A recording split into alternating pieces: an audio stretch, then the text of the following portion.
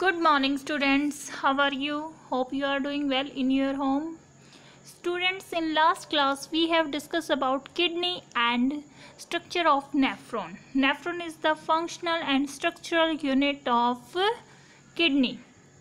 And in this video I am going to start urine formation. Urine formation. ठीक है, urine formation में student 3 step involve होते हैं. First step is glomerulus filtration, second step is reabsorption and third step is secretion. In case of first step, filtration of blood by glomerulus is known as the glomerular filtration, and in case of the second, reabsorption take place by renal tubules, and renal tubules are PCT, loop of Henle and DCT. These are the renal tubules. And in case of third step of secretion, tubule cells secrete hydrogen, potassium, ammonia into the filtrate, and finally urine is passed out from ureter and store in the urinary bladder and excrete from our body with the help of urethra. Clear? Now we discuss about glomerular capillaries. Glomerular capillaries have blood pressure, causes filtration of blood through 3 layers: endothelium of glomerular blood vessel, epithelium of Bowman capsule, and basement layer between 2 membrane as ultrafiltration. Student, इसमें क्या कह रहा है? ये जैसे हमने structure किया था, हमने ये नेफ्रॉन का स्ट्रक्चर किया था, ठीक है. तो यहाँ इस नेफ्रॉन के स्ट्रक्चर में ये बोमेन कैप्सूल है, this one is the Bowman capsule, ये और ये एफरेंट आर्टियोल्स, और यहाँ पे ये क्या बना रही है? एक नेटवर्क बना रही है कैपिलरीज का, जिसको ग्लोमेरुलस कहा गया है. और फिर ये नेटवर्क बनने के बाद हमारी आर्ट्रियोल्स यहाँ इस बोमेन कैप्सूल से जब बाहर आती है तो हमने इसका नाम दिया एफरेंट आर्टियोल्स, ठीक है. जब ये हमारी नेफ्रॉन में एंट्री करती है तो एफरेंट आर्टियोल्स का डायमीटर बड़ा होता है और एफरेंट आर्टियोल का डायमीटर स्मॉलर होता है एज कंपेयर टू एफरेंट आर्टियोल्स, ठीक है. तो ये जो नेटवर्क है यहाँ इन कैपिलरीज में, ये आर्टियोल्स जो ये कैपिलरीज इस तरह से बन रही हैं, तो ये स्क्वेमस एपिथेलियम टिश्यू की बनी है, ठीक है. Squamous epithelium tissue. Clear student? और फिर इसके बाद एपिथेलियम टिश्यू के बाद ये जो लेयर्स बनी, ये स्क्वेमस एपिथेलियम टिश्यू की बन गई. इसके बाद एक लेयर आई सेकंड, जिसका नाम दे दिया इन्होंने बेसमेंट मेम्ब्रेन. ये कौन सी लेयर आ गई? बेसमेंट मेम्ब्रेन, ठीक है. आफ्टर डैट हमारे पास यहाँ पे ये कप शेप स्ट्रक्चर बन गया, किसका? बोमेन कैप्सूल का. और बोमेन कैप्सूल ने यहाँ पे कुछ सेल्स जनरेट कर दी, जो एफरेंट ये जो आर्टियोल्स है, ग्लोमेरुलस है, इनकी आपस में बाइंडिंग होनी स्टार्ट हो गई. और ये बाइंडिंग हुई पोडोसाइट्स की सेल्स की वजह से, पोडोसाइट्स सेल्स से, ठीक है.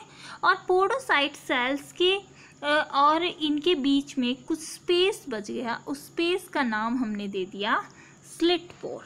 क्या नाम दिया? स्लिट पोर्स, ठीक है.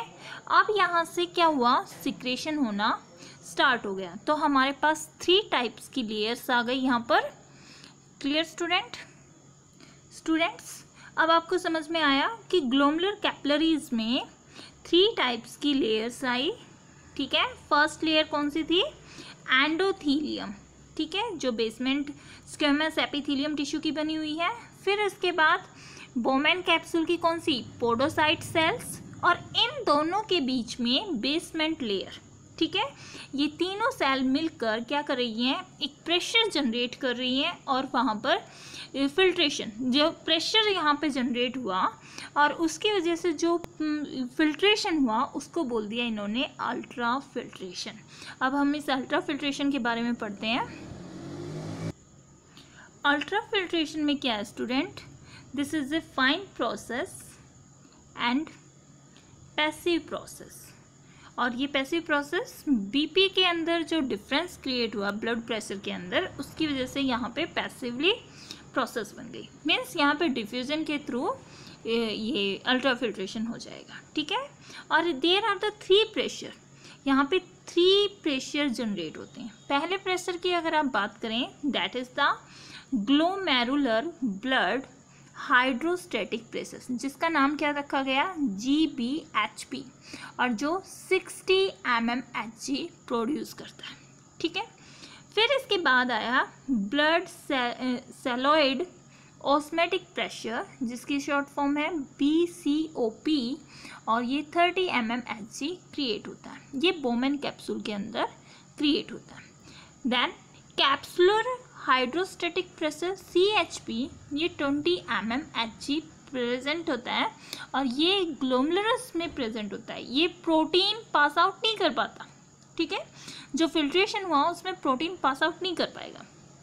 अब देखो, जो फिल्ट्रेशन हुआ वो GBHP ज़्यादा कर रहा है, ठीक है। तो हमने एक नेट फिल्ट्रेशन प्रेशर निकालना है। तो GBHP में से जब हम BCOP और CHP को माइनस कर देंगे तो हमारे पास इफेक्टिव और नेट फिल्ट्रेट प्रेशर आ जाएगा, जो कितना है 10 mmHg। Clear student. अब स्टूडेंट्स हमारे पास जो अमाउंट आया फिल्ट्रेट का फॉर्म्ड बाय किडनी, ये दोनों किडनी से आ रहा है, ठीक है। लेफ्ट एंड राइट दोनों किडनी इतना फिल्ट्रेट यहाँ पर प्रोड्यूस कर रही है। वो फिल्ट्रेट रेट क्या है, 125 ml पर मिनट, ठीक है। या तो इसकी ये रेशो आती है जो पर मिनट में बता रहा है, और या फिर आएगा 180 लीटर पर डे, ठीक है। हमारी किडनी एक मिनट में 125 ml फिल्ट्रेट प्रोड्यूस कर रही है, ठीक है। और पर डे की बात की जाए तो 180 लीटर क्या कर रही है, फिल्ट्रेट प्रोड्यूस कर रही है, जिसमें से ये ब्लड में वापस क्या करेगा, रीएब्जॉर्प्शन का शो करेगा, और रीएब्जॉर्प्शन के बाद ये दोबारा से सिक्रेशन स्टार्ट करेगा, ठीक है। क्योंकि एक दिन में इतना सारा यूरिन पास आउट नहीं हो सकता, ठीक है। यूरिन पास आउट कितना होता है वन डे में 1.5 लीटर पर डे, इतना यूरिन हम पास आउट करते हैं। क्लियर बच्चों। आगे हम पढ़ते हैं। जैसे अब इन्होंने बताया कि ये glomerulus filtrate rate is controlled by juxtaglomerular apparatus, JGA apparatus के हेल्प से कंट्रोल होता है, ठीक है। And 99% of filtrate has to be reabsorb, दोबारा से रीएब्जॉर्ब हो जाता है बाय रेनल ट्यूबल्स में। PCT और DCT इनको रीएब्जॉर्ब कर देते हैं, जिसको हम क्या बोल देंगे, रीएब्जॉर्प्शन बोल देंगे। हम इसको डायग्रामेटिक हेल्प से भी करेंगे। फर्स्ट हम प्रॉक्सिमल ये फंक्शंस देखते हैं ट्यूबल्स के। फर्स्ट है proximal convoluted tubules, PCT। All the important nutrient 70 to 80% electrolyte and water are reabsorb there. Clear. अब ये कह रहे हैं हैनेल लूप्स, ये क्या करता है, हाई ऑस्मोलैरिटीज ऑफ मेडुलरीज इंटरस्टियर फ्लूइड। यहाँ पे ऑस्मोलैरिटी क्या होती है, ऑस्मोलैरिटी होती है डिजोल्यूशन ऑफ सॉल्यूट पर लीटर ऑफ सॉल्यूशन, ठीक है। And distil converted tubules, DCT क्या होती है, यहाँ पे रीएब्जॉर्प्शन, कंडीशनल रीएब्जॉर्प्शन होता है किसका, सोडियम एंड वाटर आयन का, जिससे क्या होगा, हमारा सोडियम पोटाशियम पंप बैलेंस होगा। जैसे हमारी ये सेल है तो इसके अंदर ये परमेबिलिटी शो करता है, तो हमारे यहाँ सेल के अंदर से 3 सोडियम आयन जब बाहर जाते हैं तो 2 पोटाशियम आयन यहाँ एंट्री कर जाते हैं। तो इस तरह से हमारी सेल के अंदर एक बैलेंस पंपिंग फॉर्म बन जाती है, ठीक है। ये सेल वाले चैप्टर्स में भी हम करेंगे। अब आता है हमारा कलेक्टिंग डक्ट। कलेक्टिंग डक्ट क्या होता है? Large amount water is reabsorb to produce.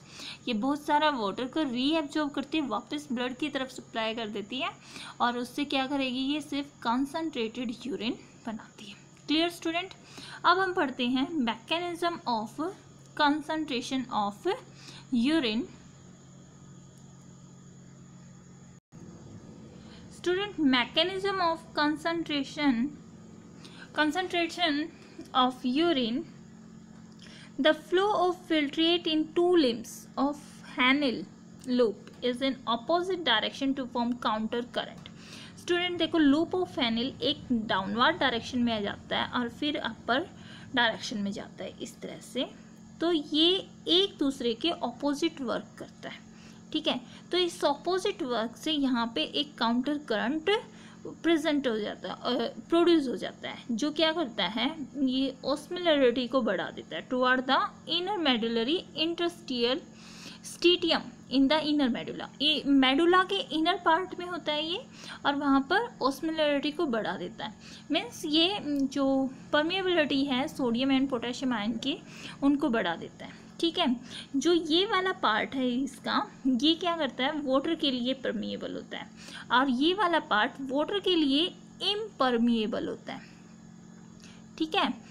Impermeable और सोडियम आयन के लिए परमिएबल होता है। तो इस तरह से यहाँ पे जो आयंस का है बैलेंस बन जाता है आपस में। क्लियर? ये देखो, हम इसको डायग्रामेटिक फॉर्म में देखते हैं।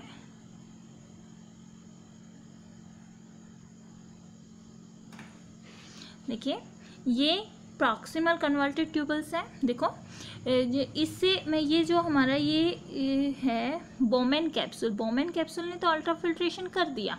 अब यहाँ पे रीएब्जॉर्प्शन होना स्टार्ट हो जाएगा। तो पीसीटी में सबसे पहले bicarbonate ion, NaCl, H2O, nutrient and potassium, इन सब का क्या हो रहा है? रीएब्जॉर्प्शन हो रहा है H आयंस का, NH3 का, ठीक है, अमोनिया का। फिर इस तरह से ये आगे पास आउट हो जाएगा। ये डिसेंडिंग लूप ऑफ हैनेल है, जो H2O के लिए क्या है? परमिएबल है, ठीक है। आगे जब ये पास आउट हो रहा है तो ये स्टार्टिंग में तो ये वाली लिम्ब जो अपवर्ड फॉर्म में जा रही है, असेंडिंग लिम्ब, पहले तो ये थिन सेगमेंट की होती है और फिर इसके बाद एकदम से इसका डायमीटर क्या है? बढ़ जाता है, ठीक है। डायमीटर इसका बढ़ जाता है और यहाँ ये NaCl के लिए क्या होती है? परमिएबल होती है, और H2O के लिए इम्परमिएबल। तो ये एक दूसरे के दोनों क्या हो रहे हैं? ऑपोजिट वर्केबल हो रहे हैं, ठीक है। और फिर लास्ट में ये DCT में क्या होता है? NaCl, H2O, bicarbonate, potassium and hydrogen ion का क्या हो रहा है? ये सभी का यहाँ पे एब्जॉर्प्शन हो रहा है। एब्जॉर्प्शन भी कौन सा? रीएब्जॉर्प्शन, दोबारा रीएब्जॉर्ब हो रहे हैं। बाकी जो ये जो फिल्ट्रेट बच गया, इसको इन्होंने कलेक्टिंग डक्ट में पास कर दिया और यहाँ पे वाटर का क्या हुआ? रीएब्जॉर्प्शन हो गया और यूरिया यहाँ से पास आउट हो जाएगा। क्लियर? यह कंसनट्रेटेड यूरिन को फिर आगे यूरेटर में पास आउट करा देंगे, ठीक है। देखो, इसका ये इतना, ये अपर पार्ट कॉर्टेक्स का, फिर आउटर मेडुला पार्ट, और लास्ट में ये इनर मेडुला पार्ट है स्टूडेंट। क्लियर? स्टूडेंट, आज की क्लास में इतना ही, कल हम कंटिन्यू करेंगे। Thank you and have a nice day. ये डायग्रामेटिक फॉर्म बनाने हैं और इसके नोट्स बनाने हैं आपको। Okay, thank you, have a nice day.